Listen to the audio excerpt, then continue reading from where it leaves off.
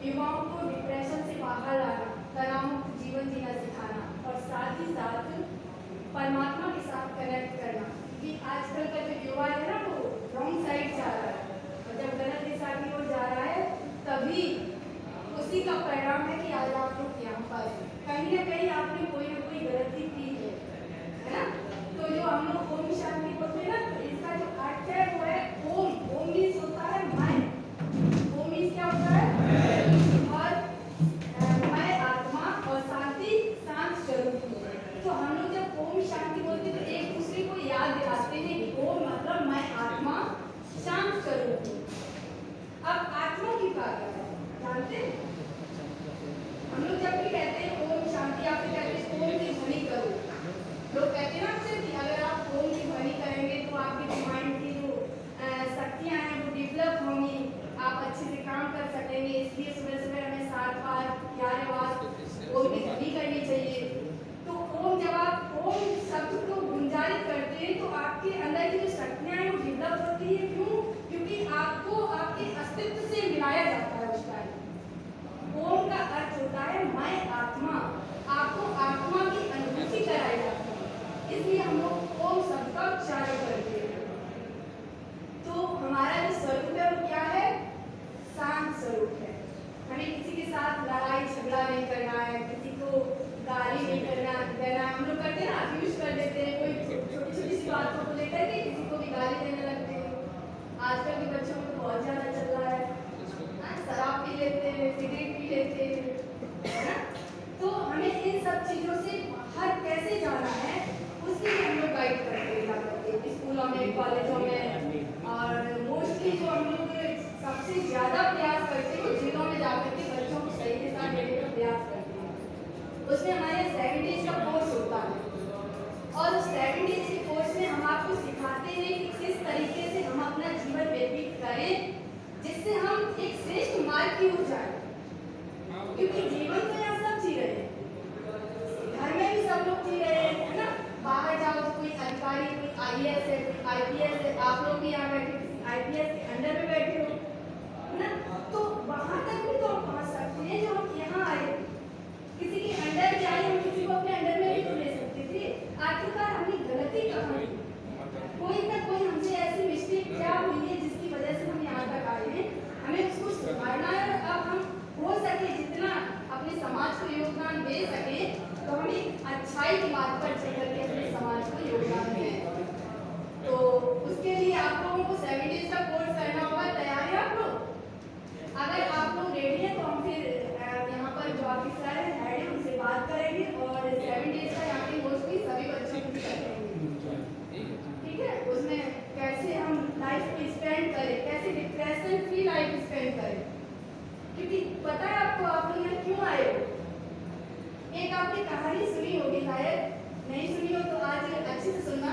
कि एक बार एक कौवा था और एक हंस था, दोनों की दोस्ती हो जाती है। अब कौवा जो कि विपरीत चलन का, विपरीत बुद्धि का, निष्ठा खाने वाला, गंदगी खाने वाला, और एक हंस जिसके जो वर्चूज हैं, जो गुण हैं वो बिल्कुल डिफरेंट हैं एक कौवे से। हंस क्या करता है आप लोग बताइए? हंस की क्या गुण है? हंस के बारे में कुछ जानते हैं? कुछ नहीं जानते। हंस के अंदर सबसे पहले तो होता है परोपकारिता का गुण। वो हमेशा दूसरों के हित में कार्य करता है, कभी भी किसी का अनर्थ नहीं चाहता है हंस। और एक कौवा, कौवे का कोई भी गुण हो या बुराई हो आपको पता हो, बता सकते हैं? कौवे के अंदर क्या होता है? कौवा हमेशा मनुष्य को दुख देने का काम करता है, हमेशा गंदगी खाने का काम करता है। काम उसकी आवाज भी इतनी गंदी लगती है, क्यों? क्योंकि वो दुखी देता, कभी वो अच्छा सोच नहीं सकता। और एक हंस जिसे सभी प्यार करते हैं, और कौवा अगर दीवार पर बैठ जाए तो उसको उड़ा देते हैं। तो हंस और कौवा दोनों की दोस्ती हो जाती है, और जब दोनों में दोस्ती हो जाती है तो दोनों ही एक पेड़ की डाल पे बैठे हुए थे। अब मित्रता इतनी कि एक दूसरे को छोड़ भी नहीं सकते। अब नीचे छांव बहुत अच्छी थी पेड़ की, तो एक राहगीर आया, उसने देखा पेड़ की छांव बहुत अच्छी है, तो उस पेड़ के नीचे आकर के वो लेट गया।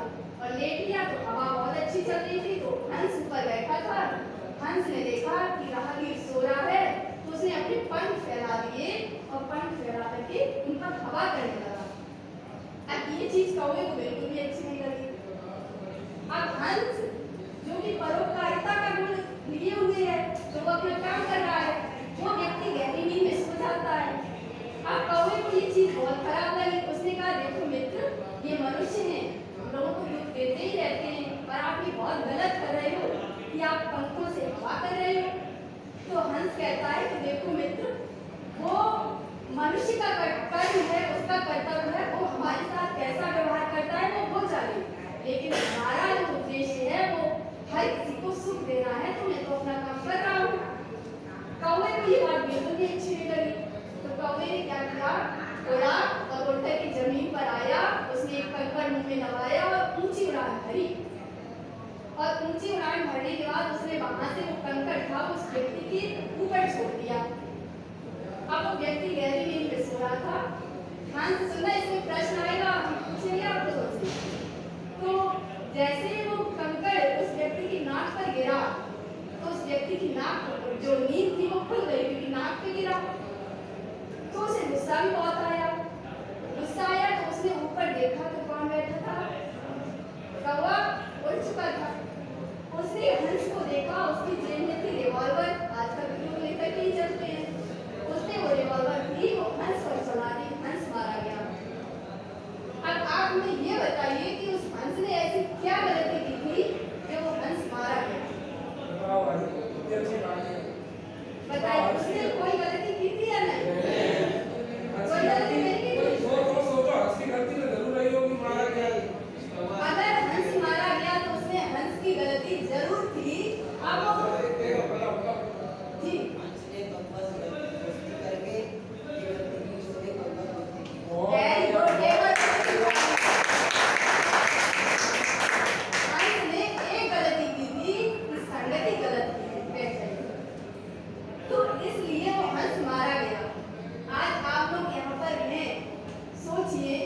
किस कारण से?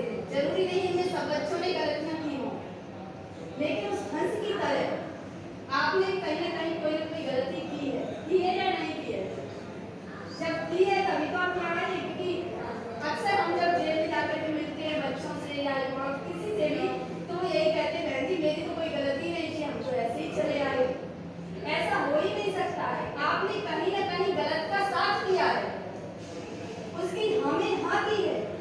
अगर कोई व्यक्ति आपके पास शराब पी करके बैठ रहा है आकर के, तो आपका ये कर्तव्य बनता है कि आप उससे कहें नहीं भाई ये गलत है। और अगर आप ऐसा करते तो आज के बाद आपकी और हमारी दोस्ती खत्म। जब आप शराब पिए तो अपने घर रहे, जब अच्छाई के मार्ग पर आ गए तो हमारे पास बैठने आए। तो अगर आप ऐसा करते हैं तो आप निश्चित तौर पर एक अच्छे समाज का निर्माण कर सकते हैं, क्योंकि आप जो आज बैठे हुए हैं, पता है गांधी जी ने एक बात कही थी कि अगर मुझे मेरी ही सोच के 5 भी युवा मिल जाए तो मैं अपने देश को राम राज में स्थापित कर सकता हूँ। आप तो 5 नहीं कितने बैठे हुए हो। अगर आप यहाँ से बाहर निकलने के बाद अच्छाई के मार्ग पर चलते हैं और बुराई का तिरस्कार करते हैं, तो निश्चित तौर पर हमारा जो समाज है वो श्रेष्ठ समाज में परिवर्तित जरूर होगा। ऐसा करेंगे? यस या नो? ठीक है, तो इसके लिए फिर हम आप लोगों को गाइड करेंगे कि हमें कैसे लाइफ स्पेंड करना है जो हम एक अच्छा इंसान बन सके। यहाँ से जाने के बाद